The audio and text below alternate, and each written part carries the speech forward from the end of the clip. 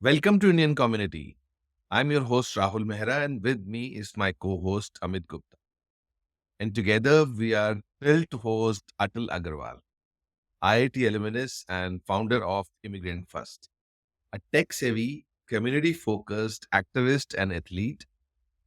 Atal's journey from a bright student to a business leader and immigrants advocate is truly inspiring. देखते रहिए Indian Community podcast. Atal. Hey Atal, welcome to the Indian Community Podcast. Hey, Let's thank you. Thank you so much for having me, Rahul and Amit, to be getting reconnected with my roots back in home in India. The intro that you gave definitely speaks very highly of me. I don't think I have achieved anything. But we think very high of you. Don't worry. We think very high of you. You are doing good. Yeah. And so very glad to be connected and sharing how I think and for our community, for the world, and why I do what I do. And very glad to be here on your podcast. Thank you for inviting me. excellent. I think the privilege is ours, right? And let's dive in. Let's start. And I would say let's start from the beginning. Your early life, your upbringing, I believe, was in India. So just wanted to understand how was it? What was your journey, and what influenced in you becoming who you are today? I feel like that's such a very deep, hard question. And Steve Jobs on his deathbed says, now I can connect all the dots in my life, which tells that it's very hard to say why I am what I am. But India and the community definitely is the bright light of it. Being born in a country where we have more than 1 billion people, and you have to keep trying to figure out, navigate your path and hustle through, build a life. It's by itself a journey that puts someone on a track of learning and like looking at life from a very different perspective. So I was born and brought up in a village called Rampur in UP. And that's where I started till sixth standard. I was not a smart or studious kid. My sister was way ahead of me. And I used to get like 23rd rank in school, and she would be among the toppers. And I was always, as a kid from Asia, I was always told, hey, you should do better in your school. Yeah. Then we moved to Meerut. So I started till 10th in Meerut. And then 11th, 12th, I did from Delhi. That's when my dad got a transfer to another job in Delhi. And then during 11th, 12th, I started getting more and more into, hey, I want to be someone. And two things came at that point. One was this thing about IIT, because Indians are crazy about IIT, that, hey, you should crack this exam. Yeah. My dad was very much inspired and said, hey, if you can crack this exam, then I won't have to worry about you. So just do the one thing is just get into IIT. Because once you make it, my job is done. That is one thing that came at that time. And I was like, I was not studious or self-disciplined to study.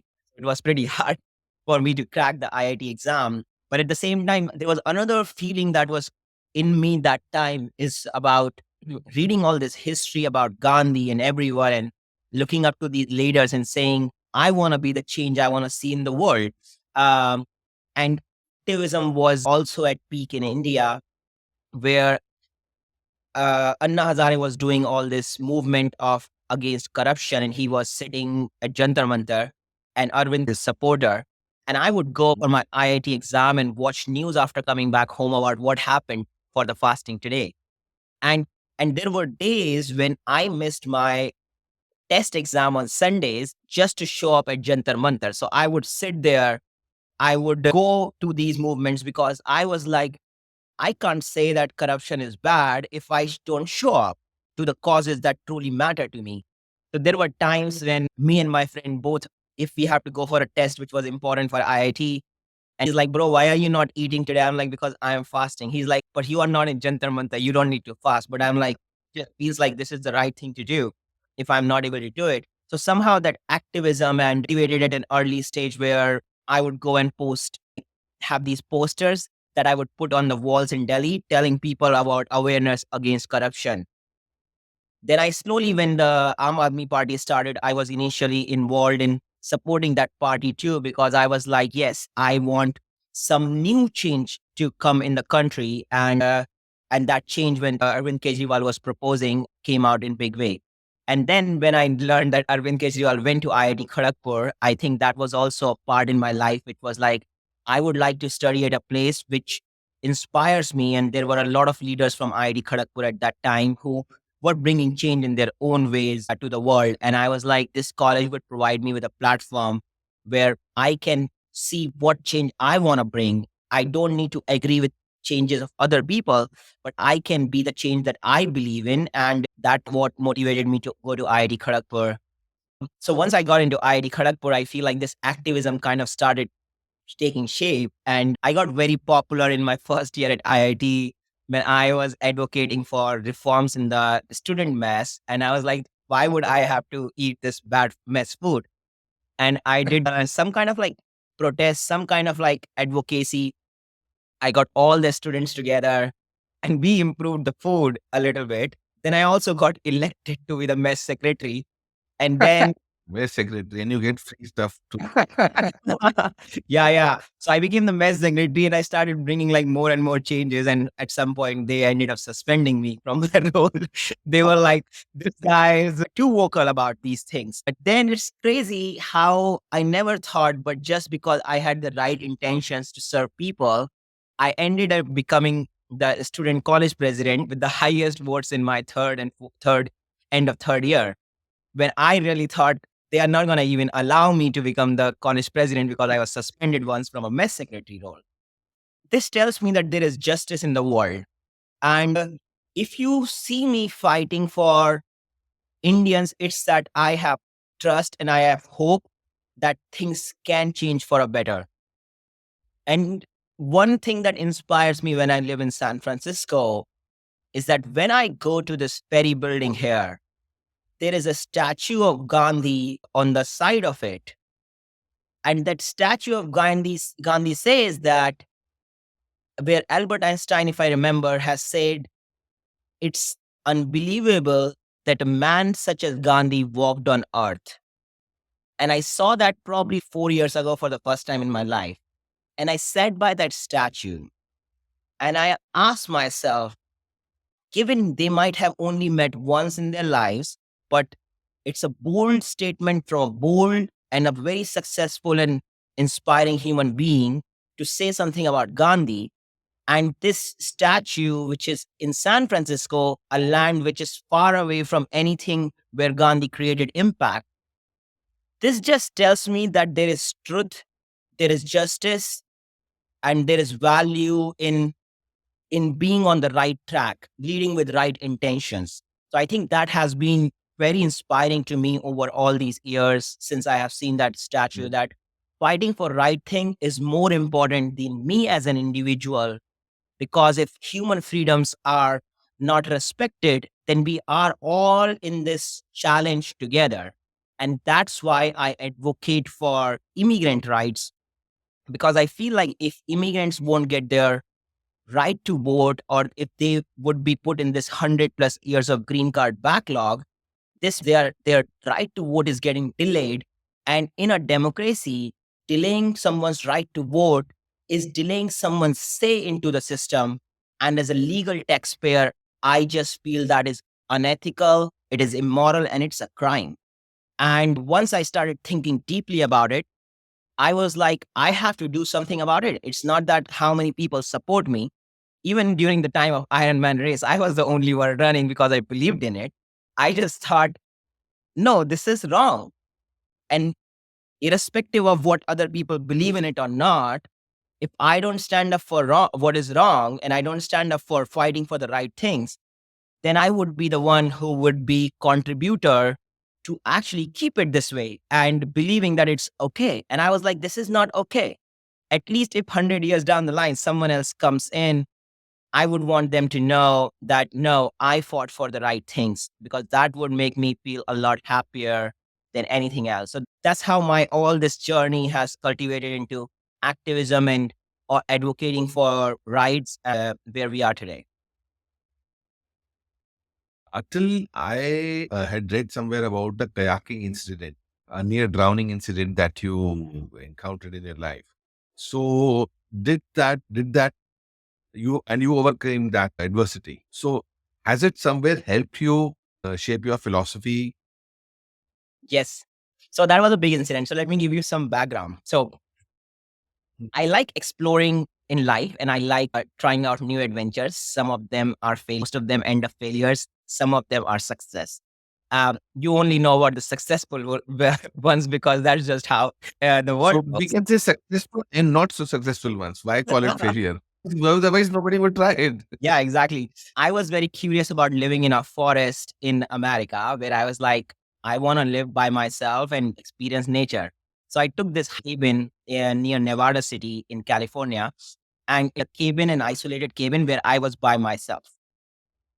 Mhm. So I was dating someone before that, and I was going through breakup.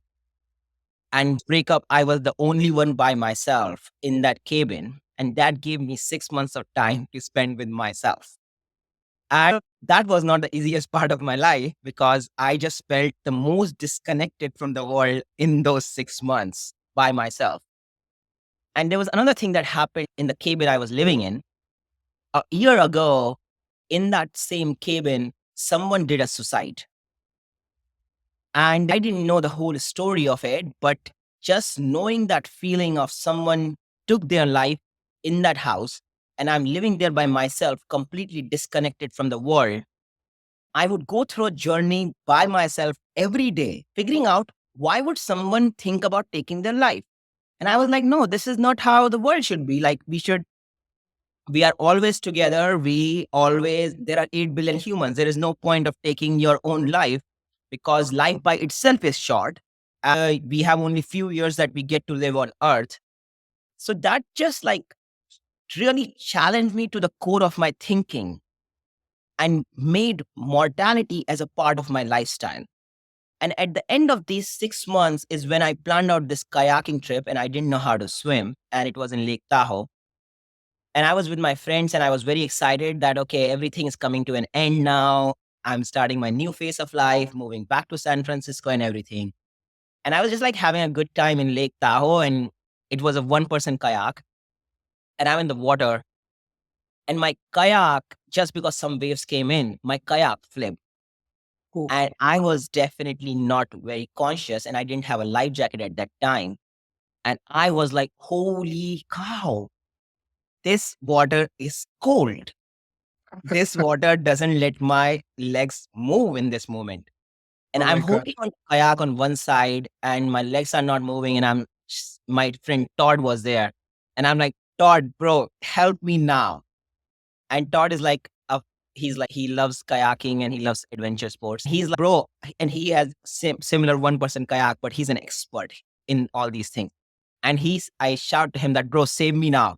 And he says, bro, you can't get back in the kayak because kayak got water. Okay. Can't jump back in it.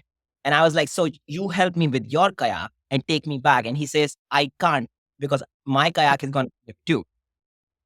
And I was like, but dude, that's what you promised me that you're going to save me. And here I am now. If And Todd is listening, Todd, yeah, if Todd is listening to this, really, Todd, you're the star of this story. yeah, he's the star of this. I still meet him and he is still the star, in my opinion. He said, bro, but I know you can do this swim. And I was like, no, my legs do not even move. And I'm realizing that I'm feeling all this hypothermia and all, where my legs are slowly to be like not able to move. And I'm feeling like being in this water is more dangerous than being out, even if I don't know. And I look at the side of the ocean, of the beach there at Lake Tahoe, and I'm like, I'm not going to survive today. This was a bad decision. And I'm like, what's going to happen I'm going to start moving towards the shore and slowly I will go sink in and I will sink in the water. And I'm like, that's fine. That's just how, whatever, in a way, I was in a way very hopeless position over the last 6 months, trying to figure out how to break up and this loneliness in this society, in this house and everything. And I'm like, it's crazy how the life just shapes up. But in that moment, I'm like, okay, let me swim. And I did that swim, and there was no rhythm in my breath that day. I was literally like randomly breathing, and I didn't even know how to watch outside the water to see which side the shore is and if I'm going in the right direction or not. But I just kept going and I kept going, and I was crazy, like fast and trying to use all my legs and everything. And I reached the shore and I just fell down there. I'm like, what? Life was not supposed to be like this. This So, is and not you what did not know swimming. And you did not know swimming. I did not know how to. I have tried deep water was my biggest fear. I didn't go into deep water before that day. Right. I would just swimming pool here and there and try to make some moves here and there. But that day was the first time when deep water was there in cold. And when I reached the shore, I started looking on the top. I'm like and looking at the sky and saying, I didn't sign up for this. Life was not supposed to be like this. This was like going to be a fun trip. I invited my 8 friends. I booked all this campsite and everything. And I just sat there and I was like, actually, today is the day. No more, I'm not a victim. Today is the day I'm going to change my life for what I believe is the right thing. And then after a few hours, I went back into the water and I just like being around the shore a little bit, but then around that area and keep going in the water because I didn't want to carry that trauma from that location back into my life home. And slowly I did it for half an hour and I was like, okay, I feel now better about this incident. I feel better and better. But that's what changed my life into, okay. Then I was like, okay, now I feel better in the evening. I went back and I was like, now I'm going to learn how to swim because I can't avoid this. The only way to break out is to break through it. So from the next day, I started going to swimming pool and I was like, I'm going to learn how to swim now. So I did it for 3 months. Every day I would just like flip, keep swimming with my hands and legs and see how far I go. And then I was like, okay, now I'm able to get better at swimming. So I got the wetsuit and everything. And I was like, what is the hardest swim which will make me feel that I'm free? So when I came back to San Francisco, I found this group, Golden Gate Triathlon Club.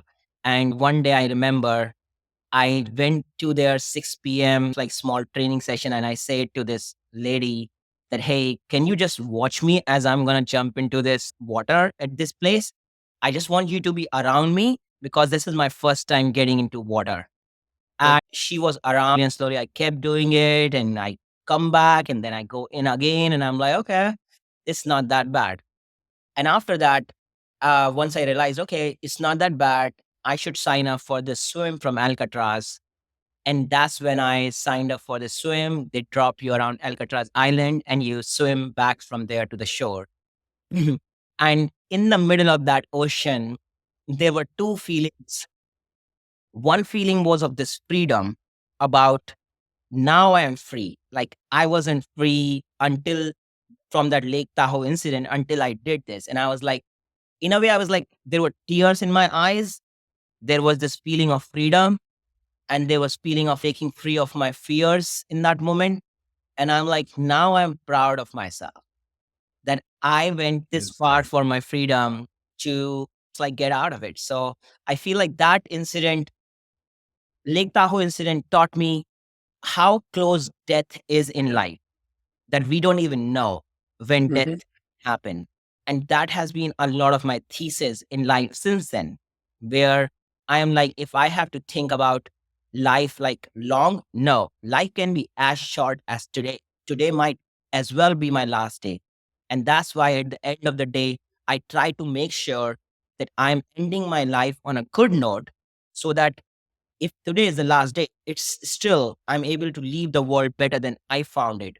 And I try to make sure to do that every day now because it might very well be true. And it is going to be true one day for sure. It's not about which day it is. And we do not know when that day is going to come. So I feel like a lot of my thesis got formed on that day in Lake Tahoe. Excellent. I think there were a bunch of different stories in there, some inspirational, some motivation. And I'm also, and some fun. We love Todd for what he did or did not, if we may say so. But I think the core message is very clear. If you want to learn to swim, you have to jump into the water. You found yourself in that position. not by choice, but eventually you did swim through and you broke through that wall and became who you are today. And in fact, Atal, this is how I also noticed you. I saw this young man standing outside. Was that in Washington D.C.? You were in Washington D.C. standing outside the White House, It was the and US capital. Yeah.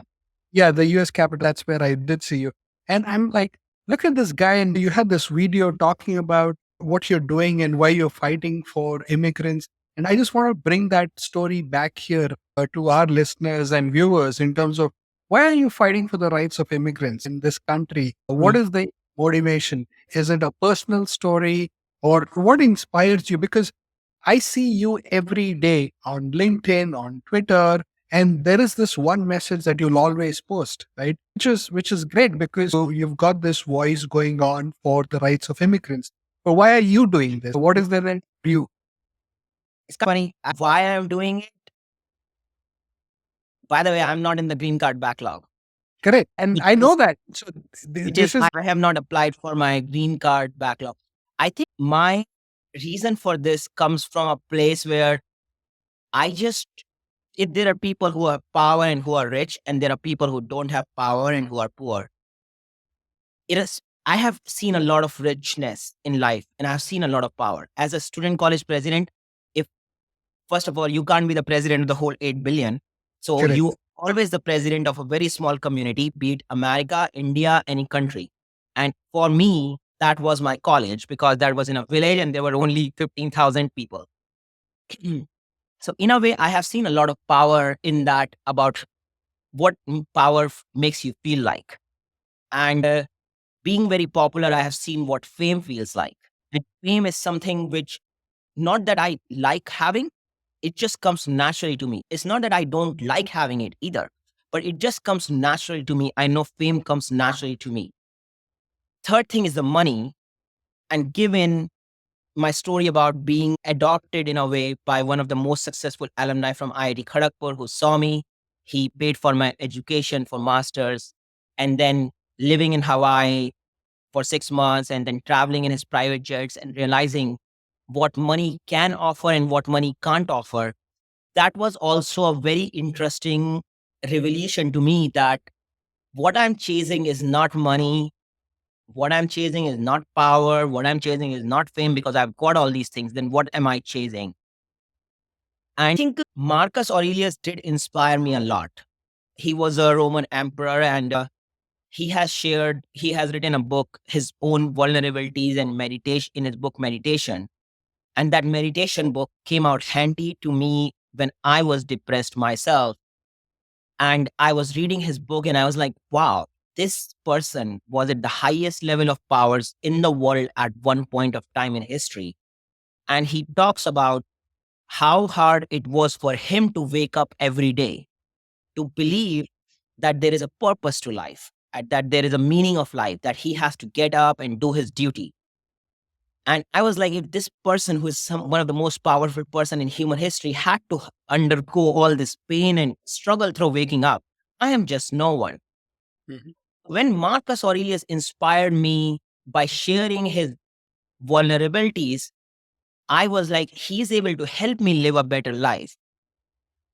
And my to do justice to him and to justice to me, I have to share my vulnerabilities and be honest about it.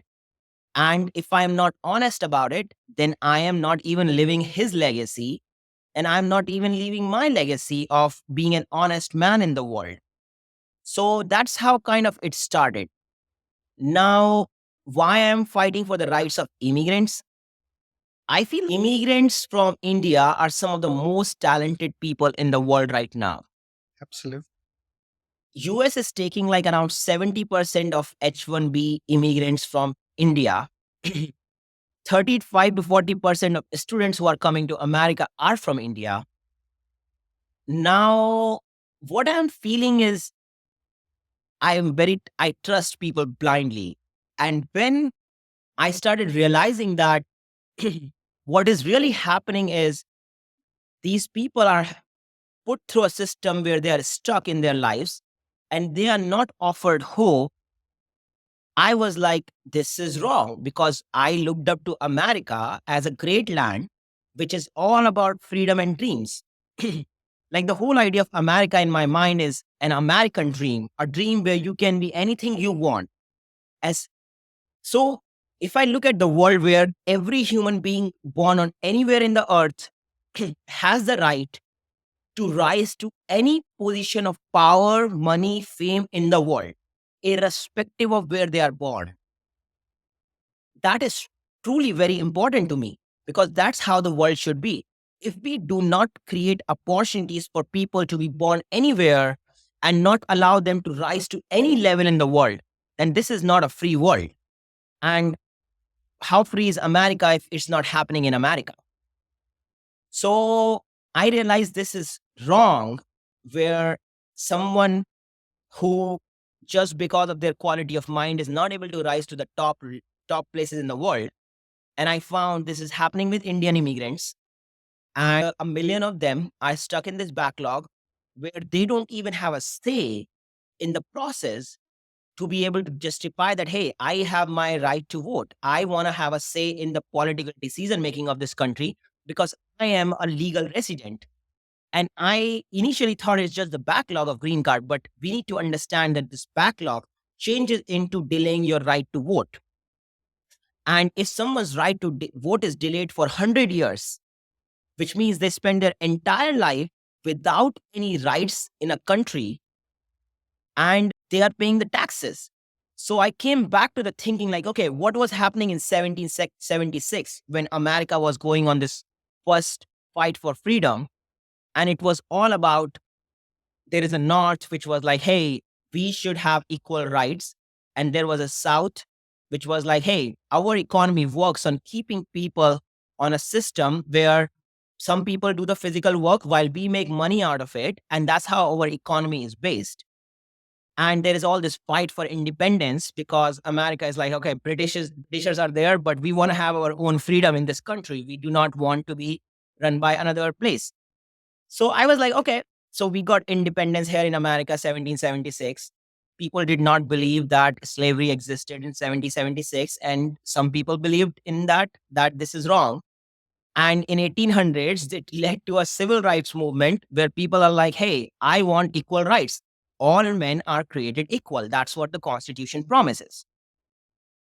And here I just grew up learning all this philosophy of America as a great land offering all these things. And here I found that there are a million people who won't even have the right to vote, which means they are similar to what was happening in 1800s. It's no different than how it was there, how it's happening here. It's just that systems have changed. And the moment I realized that tech CEOs are actually fighting against cleaning this backlog, that was an enlightening moment for me, because I was like, so their incentives are more about, because they know they are able to keep these on high retention. They are green card backlog. And Correct. given how capitalism works, is like economy, and the economy is about how much you are able to keep their talent and all. And I was like, if they are the ones fighting against cleaning this backlog, then they are no different than the South, which was there, who was like, hey, I'm building this economy because people work for me and I will keep them working like this. Yes, there is more freedom than how it was in the past. It's like you can change jobs between these tech companies. But if they are fighting against getting these people out of this green card backlog, then I am fighting very big players in this world. At the same time, I am like, if I have to leave any mark of myself on the world, it's about fighting for what's right. And the right thing is having freedom of an individual, having them voting rights, providing them with an opportunity to access everything and anything in the world, especially in a country like America, who is looked up as a country of freedom and dreams. I feel like that's what kind of overall took me on this journey about being an advocate for immigrant rights. I just don't think keeping anyone in backlog is right. You cannot have a backlog. You can let these people be in Canada, be in South America, be in India. Now pay the salaries in India, pay the salaries in Canada, but do not bring them to America and not show them a path where they would have a say while paying all the taxes. So that's how it started. And I thought about it deeply and I'm like, this is fundamentally wrong. And it's gonna continue. If people do not voice about it, it's gonna continue 10 years, 20 years, 50 years, 100 years, and 200 years. And one day it's gonna change the faces because positions of powers change around the world. One day when the other country, let's say, might have more power, then they would try to do the same system in a democracy. And I was like, this is gonna have long consequences for the whole world if the rights of people who are invited to the country are not there. So I feel like that was the right thing to do. And that's how I started advocating. And even though I might have been the only one standing outside the US Capitol that day, I just knew that makes me free, that able to fight for what's right and be able to be vocal about what I believe in. That's most important to me. So I felt very happy that I did that because a lot of people now understand deeply about why I care about this so much and why it is so important to solve. Excellent, Atal, because you're truly an Iron Man. You're living the Iron Man philosophy with your fight for justice for immigrants and their rights. I truly admire what you're doing. Congratulate you and wish you success in that endeavor. And I think let me segue straight into your startup, which is called Immigrant First. Would you like to talk about that? Since we're talking about your fight for immigrants, you've also established an organization which is helping immigrants through, it's called Immigrant First. Would you like to talk a little bit about that? Yeah. So it's probably like the way I think the thesis of that organization. Basically, what happened is I lost my job last year. And as an H1B immigrant, I only get 60 days. Correct. That's when actually, so what really happened is I lost my job. I was on my 11th mile run. And I got a call with my HR and the hiring manager and the manager. And they were like, hey, company is going through another round of layoff and you have been impacted. And I was like, okay. In that moment, I just didn't realize the gravity of the situation. But I kept running. I did that 15 miles run that day. And I came back home and I'm like, okay, so things do change with this. Now I have to build a life from scratch again and figure out what I should be doing. And I was like, okay, I'm going to take it slowly. I didn't think about applying to a lot of jobs. So I applied for a few jobs in the starting days and that's it. But then I made up my mind that I'm going back to India. And I was like, okay, that's fine. What are the things I want to do before I go back to India? And even though I had no plan to run this Ironman race, I was like, actually, let's run this before leaving. So I found the only race which was left, which was an Ironman race in Arizona. And I was not trained for that either. So I was like, but at the same time, I believe in taking my shots. For not winning is not the thing that motivates me, but taking my shots really matter to me. So I was like, okay, let's sign up for this race in Arizona. And they were like, hey, we don't have any slots. If you want to run, you got to raise money. So I raised like around $3,500 for this Ironman Foundation. And that's how they gave me a slot. And I was not trained, but then I was like, okay, I will just keep pushing myself. And it's the game of the mind and not the game of the body. So I was like, okay, in terms of mind, I can push through it. So that's how I signed up. And I ended up running Ironman race on day 20 of my layoff. And then I also started creating content around immigration from my day 0 of 60 and day 2 of 60 and day 1 of 60 and everything. And I started sharing how I was feeling because I was like, this is what's going to go down in my history as one of the important points in my life. That Right. years down the line, I can look up to that how well I did that. Luckily, I was able to find a job. My manager actually read that my blogs and she was very inspired by it. And she's like, I want to help this person. So this tells me the fact there are good people in the world and there are always good people in the world. So she got me this job and I mean, I kind of everything got settled, but I realized my friends were going back to India here and there. They were not as fortunate as I was. And during this tech layoffs and everything. And I was like, what I'm going to do in this country if I don't even have my friends here? And there is this all this guilt that is in me, which is about my friends are not able to get what I got. And I felt like why the world is unfair to them and not I felt fair because I got a job. But in the same way, I was like, this is so unfair to them. Mhm. And that is like, okay, what can I do for this community and help people? And as I was writing my own petition for EB1A green card using Chat GPT and AI, and I was like, okay, I can create a product actually for immigrants where they can get their O1 visa, EB1A, EB2 NIW. And that is one way for me to show how much I care about this problem. And especially when someone is going through this layoff and they are like screwed in a way, they're like, okay, I don't know what to do with my life now. I'm like, you have one more resource to leverage and understand what are your options and what can you do and find you a solution. That's how this whole idea of Immigrant First started. And the name Immigrant First, it's a very provocative name too to people who are not immigrants. But I think what I'm talking about is a high skilled immigrant who is building the world should be treated as a first class citizen and not a third class citizen. And because I left a lot when I moved to America, I left my friends, I left my family just to just for the true care of the world and leading the world in ways I care about. And I felt the world has to do justice to my desires, to my ambition, and provide me with the right opportunity and the right support. And if that I didn't get it, I will open the doors for other people to get it. And whenever I got it, I was grateful and I'm thankful that I got it. At the same time, I have a duty to the next generation to keep that door open, to keep fighting for what is right, to keep fighting for their dreams. And I was like, I will keep that door open in whichever way I can. And that's how this whole idea of Immigrant First started.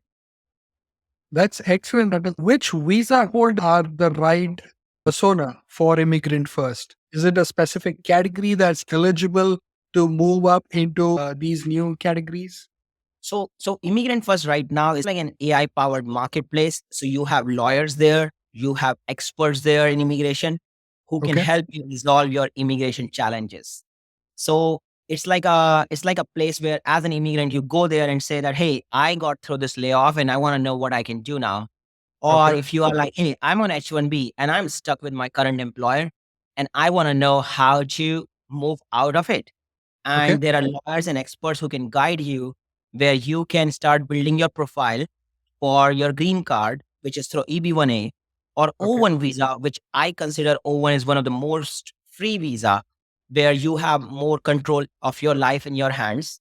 So I Okay. felt like I'm moving people towards O1 visa. So the right user persona is someone who is on H1B or someone who is on F1 who wants to have more control in their life, in their hands, can move to O1 visa through our product and get help from people in adverse situations when they have nothing to hold on to. Like their employers are not supporting and they are looking for someone who's going to be there and guide them through this journey in a new country, different country from their home country, and have that as a resource hub.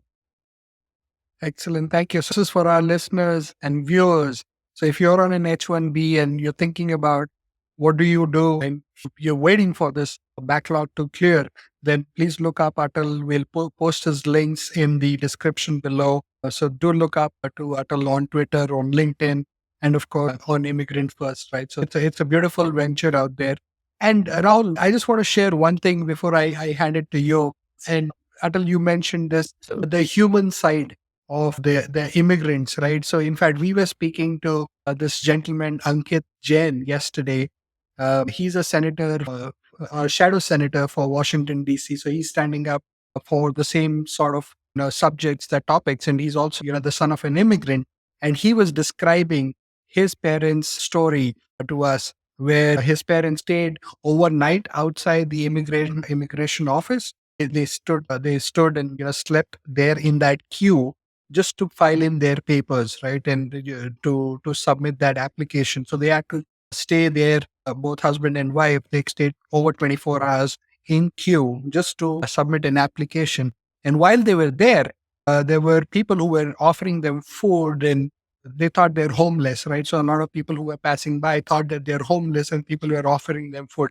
I'm talking about back in the 80s. So if you think of how this situation is since then, even today, a lot of those things, while a lot of it has changed, you don't see people queuing up that long anymore thanks to technology and the progress that we've made. But I think the whole human angle of how things affect immigrants and then future generations, because Ankit is so young and this is the story that resonates with him because he's grown up listening to this, what his parents have gone through. And that's also shaped his opinions and views of this world. So it is incredible what you're doing. And again, I want to congratulate you for everything that you're doing for the rights of immigrants, just like us. Right.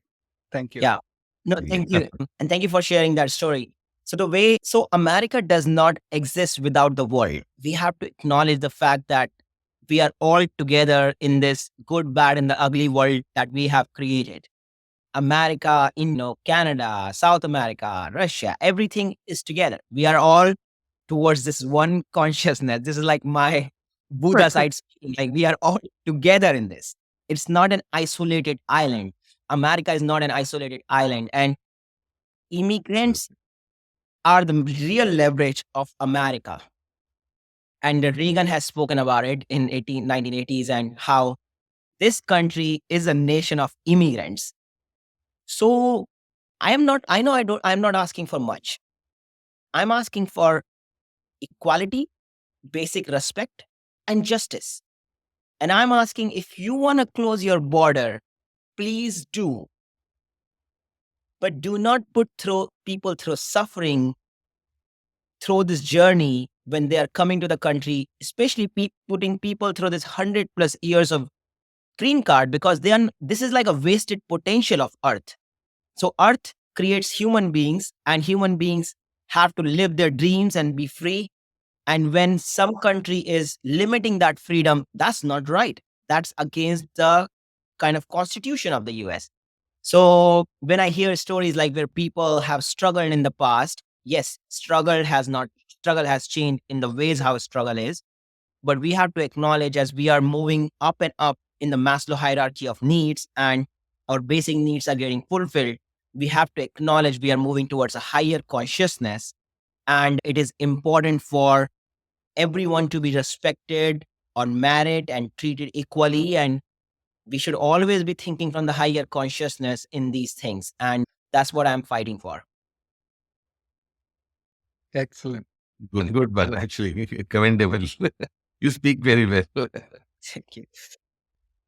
I'll go back a little back in your story when you were talking about your layoff. And so you said that you were able to recover from that layoff and a lot of your friends were not. And you knew you had a mindset, you did a few things. So would you like to, and layoffs are still going, if they can happen anytime. So for all those immigrants who are working here and they go through such incidents in life like layoffs and they are on H1B or something. So what mindset and strategies do you think you can help some of those people Okay.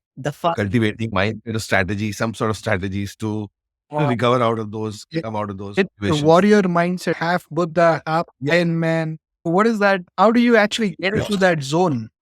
Yeah. I think the first zone in there is knowing that people do not die hungry. Human beings just do not die hungry. Like we have enough food in the world. It's about disbursement of that food, which is the problem. The problem is not having food. If we go in the Maslow hierarchy of needs, we need shelter, food, and clothing. These are the basic things. By going through, you are not deprived of your clothing. You would still have clothing.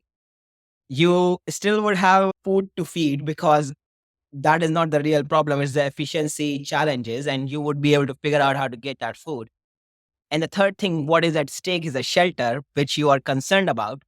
But it's not that you have lost shelter. You have just lost shelter in a country which is not your own and which is not ready to accept you for God knows what reasons, which is a different territory. But that just does not make, like, that is a different thing. what is at stake is basically your current shelter. And you are like, okay, what I'm going to do with my housing? I have to figure out, get rid of the car. What I'm going to do with all this debt that I have taken. What I'm going to do with my housing lease. I'm going to rent it out again. These are the real challenges when you are going through a layoff. I feel like we need to understand that in the end, there is shelter. And in the end, that shelter that you have back in India, even if it looks like it's bad because maybe there is a fear of judgment around layoff, like Indian culture looks at layoff as a taboo. Absolutely. It looks like, oh, you Yeah. got laid off. Oh my God, you must not be a productive person in the society, or America rejected you. There is this fear of judgment. But down the line, people will understand that American economy is very cutthroat like that, where in this layoff is a very possible scenario. And if you are on 100 years of backlog, you can't be on a race throughout your 100 years where you won't run into this scenario. So when I thought about it, I'm like, every human being probably who is an immigrant in this country would go through this once in life for sure. It's very hard to escape this in your 100 years of life. So that just helped me understand, okay, so everyone is going through this. There is a taboo in the society about it. People don't want to talk about it. And maybe that is my act of courage. And that's why I started writing about it, talking about it. So knowing that you are not alone in this layoff, every day people are getting laid off in this country. Not just immigrants, American citizens are getting laid off too. So it's like happening for everyone in this economy that is bad. Immigrants are just the worst impacted people while they contribute the highest, kind of some of the highest value in this country. So you create the most value, but you are the most impacted and you are like thrown on a street during this layoff, which is unfair. But I feel like you need to know that India is a growing economy. It's growing at 7%. And people, Right. I was thinking about it yesterday. People do not immigrate to a new country. People immigrate to a better leadership. People immigrate to more hopes. People immigrate to more dreams and more freedom. So it looks like in a short term that, hey, what I'm looking for is like, hey, I can make few more dollars in this country. And when Indians come to this country, they're like, hey, I want to get more money here, make some $1 million, and then I can tip out and go back to India. So that's the mindset which a lot of Indians come. Is down the line when they realize 5 years down the line that, hey, I'm stuck in this economy because my family is growing up in here. And now I can't think about that option because that's far away from my reach. I have not been to India in a while. My kids would not be able to live in that country anymore. Those challenges actually happen over years in this living in this country, but this is not the mindset people come to America with. They are like, hey, I want just more money and I can make that. Now those situations are also changing as people do not immigrate to a new country, people immigrate to better leadership and more hopes and more freedom. Even the perspective of this money that used to be there about, hey, you make a lot more money in America. Once you understand inflation and all the things that happen in America, you would realize it's not a crazy amount of dollars that you thought you are going to make. So the money part is going away. In terms of leadership, leadership, which is about freedom and dreams, if that is also getting challenged, then you would look for better leadership. And it might very well be possible that as a human being, you will grow more and you will thrive more back in India with the current leadership, Right. which is growing, and the economy that is growing at 7%. And that might very well be a better life. So just being very honest, I am not fighting for America. I am not fighting for India. I just truly feel that every human being who has potential, their potential need to be accepted by the society. And our job as leaders in the society is to ensure that they are successful, like every human being able to live up to their potential. So if that potential is not getting resolved in America because of a bad immigration law, then if you find other places and you can very well use that potential in India and contribute a lot more, and that might be a better satisfactory life overall. So Could be. just like knowing all these things and having a perspective that nothing is bad, India and America are the same. It's about my individual dreams both are democracies. And that's what is the hardest thing for me to believe, that people from one democracy are struggling to come to another democracy, which tells me about the flaws of democracies overall too.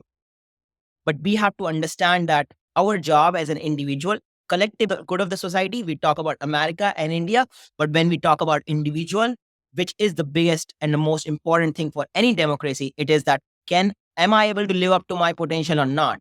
Is the country lifting my dreams up, or is the country killing my dreams? And every time I go towards my dreams, I would always go towards a country or a place which will help lift up my dreams. So that's what I look at from a mindset, which means during the layoff, I was very calm because I was like, whatever is going to come, it's a great life. I would go back home to India. I would live with my mother. I want to spend time with my family. And that might anyways be start a new chapter of my life. And I'm here to write my story, my own story. And my story is not an American story.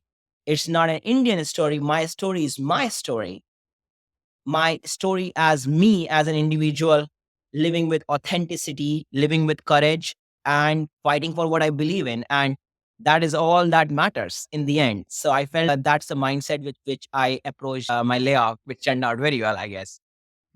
It did actually. I wanted to share a little bit of my story as well, right? Like being an immigrant, I left India about 9 years ago, and I was living in different countries. And when I landed in US, the same dollar dreams, right? In fact, my kids have a picture of me sleeping with dollar signs. So they're saying this guy is dreaming of dollars and stuff like that. Early days, it does look like this, and you feel nice, and it's a great milestone from a personal vision or aspiration.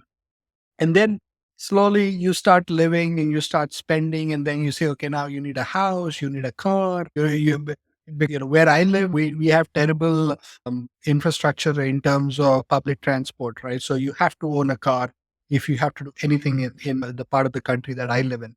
Now, after a point in time, I started realizing, hey, I came to this country at a very late um, age in my life, right? I don't have the kind of savings that I would need to retire in this country. And and when I retire, what am I going to do? Am I going to go back to India? Am I going to stay here? And I was speaking to my wife, and I was like, what do you think we would be doing when we are like 60s or 70s? Are we going to be able to afford to live in this country?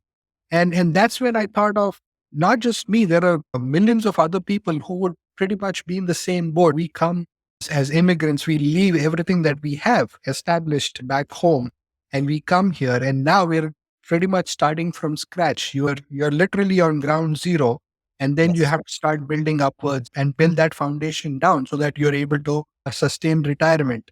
And that's when I thought, okay, I think the answer to this is entrepreneurship, right? And how do we help understand what it takes to be an entrepreneur in this country? How can immigrants learn the intricacies of entrepreneurship?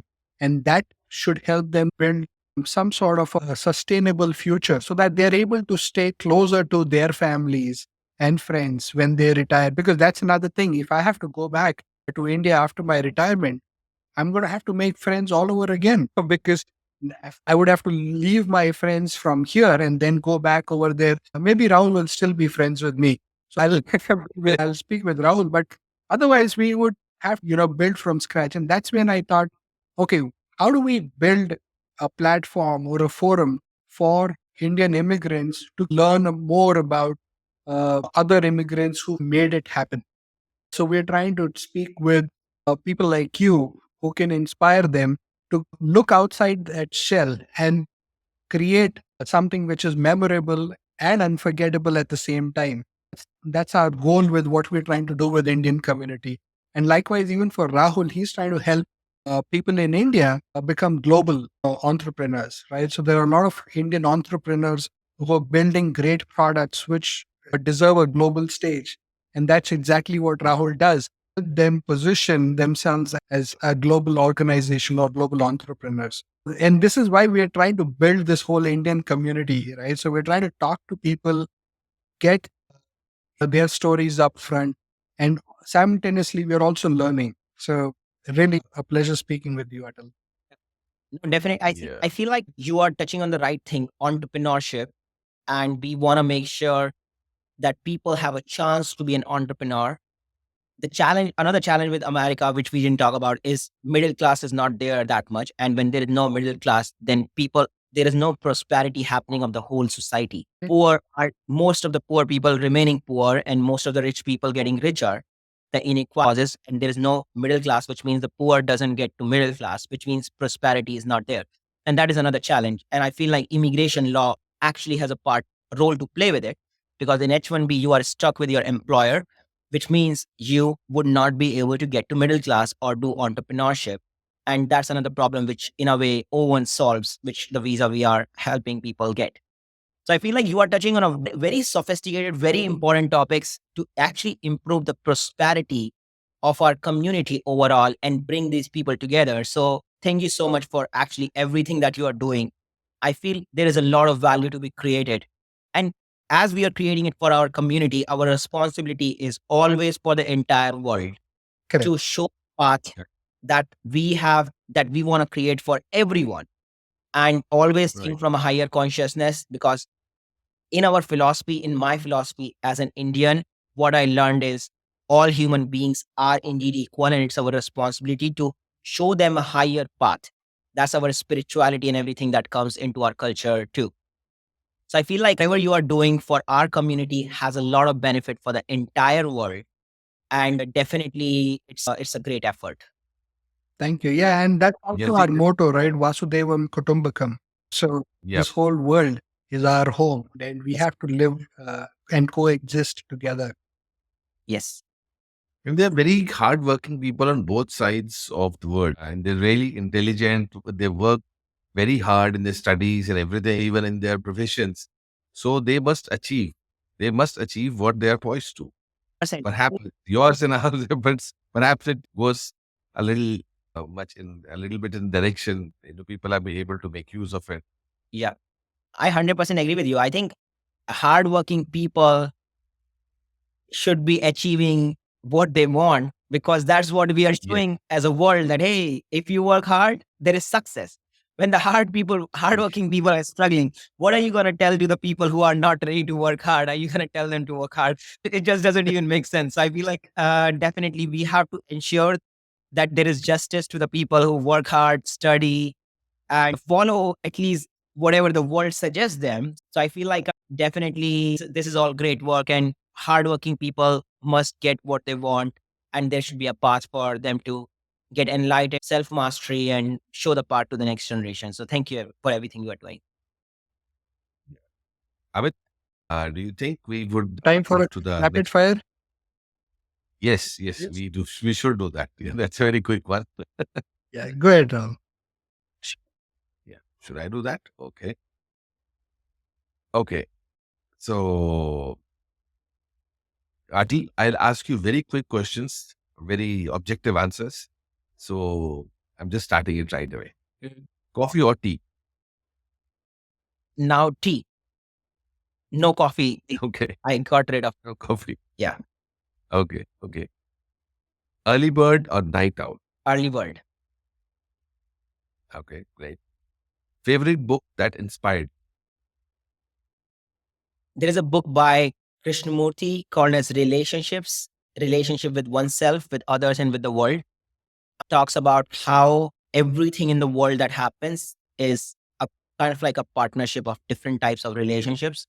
And once you master these relationships in different forms, it can really change one's life. So Relationships by Krishnamurti is one of my favorite book. Right. One word to describe your experience at IIT Kharagpur. Freedom. Freedom. Great. I Great. was going to say food. That's your core. That's you at the core. Freedom. At the core, freedom. Hardest Ironman discipline: swim, bike, or run? Bike. Bike. Okay. I was thinking swim. I think he overcame the swimming at Lake Tahoe and then Alcatraz. So after that, he can swim in his sleep now. Yeah, now I Yeah. swim. I think I mean, biking became biking to Golden Gate Bridge from my house. was the active like really enjoyed. There is no network around that area. So I spent like an hour with no network just on the bike ride in nature. And that was the basic foundation for everything. Your favorite Bollywood Amit, movie? Bollywood movie, I think yeah, Three Idiots is still one of my favorite movie. Haven't been watching movies a lot these days, but I think Three Idiots still inspires me. And Three Idiots is again your IIT connection. In a way, yeah, yeah. in a way, yeah.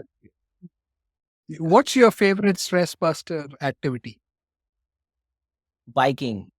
Biking, which is Yeah. also your hardest discipline, you said, right? For the So I think my answer that out of these three things, what I enjoy is biking. Okay. Biking is also the one which is whenever I'm like having a lot on my plate, I will just leave everything and I just take on my bike ride and go. So I feel like biking definitely, I always feel good after biking. I just noted this down that biking makes me feel better about myself. So always choose biking over anything else. For the Ironman discipline, um, I feel like Ironman discipline is just about falling in love with the process than anything else. For me, as I said, I did it without training. It was basically just falling in love with biking and everything. And I just started enjoying the feeling of being healthy. I just started enjoying that when my heart is healthy, the thoughts that come out of it are also more pure. And once I realized that, I'm like, okay, this is the right thing to do. And Ironman discipline and everything just came. Discipline just came along with it as a byproduct. Ironman came as a byproduct. It was not my goals to which I was chasing towards. Excellent. And if you had one wish, which would be that technology that you wish existed today? I think, I mean, it's interesting question because technology and what I crave for is bringing people together and connecting human beings and able to have open dialogue and communication. And I feel like though technology is looked at a way to do it, but as we all know about the social media, it makes people more alone. So it doesn't do justice to the mission that it was established. Yeah, I feel like from a technology point of view, I just feel bringing people more and more to a real environment to be able to have real meaningful connections and interactions is probably better than anything else that we should be looking for. So I don't think there is a technology that exists which is an opportunity to bring people There was together in real. I'm sorry. There was a technology. Uh-huh. There was a technology to connect people. It used to call connecting people. I would not take the name. It was Nokia. Yeah. Yeah. That's Think that. about it. That was a poor joke. Yeah. In fact, I was reading this the other day while mindless scrolling on the internet is how the social media made all of us isolated and alone. And now companies are trying to build communities to bring us back together, right? So it was a good take at community building, but I think that's also the need of the day because there is just one Earth right now. We haven't been able to find intelligent life outside of this planet. So we all have to live together and coexist. And I think people like you, Atal, who stand for their name, you're actually proving that you're truly Atal in that sense. And you're fighting for the rights of immigrants. You're living a healthy lifestyle. You're inspiring millions of us. So I wanted to thank you once again for being on our podcast. And we would love to speak with Thank you again sometime when we do a specific series on opportunities for immigrants. And we would love to see you on the show again. Definitely. Thank you so much for having me, Rahul and Amit, both of you. Thank So, you. Thank you. yeah, really appreciate it. I think I had a great time and looking forward to helping more people, more immigrants in understanding their rights and being an advocate for them in this country. Thank you. And We had a great time. on the last you. note, Rahul, I call the Iron Man smiles because he's always smiling. He's got Big broad smile, and which actually brings smile on other people's correct. faces. And he's also an Iron Man. So that's excellent. Thank you so much. Thank you. Thank you.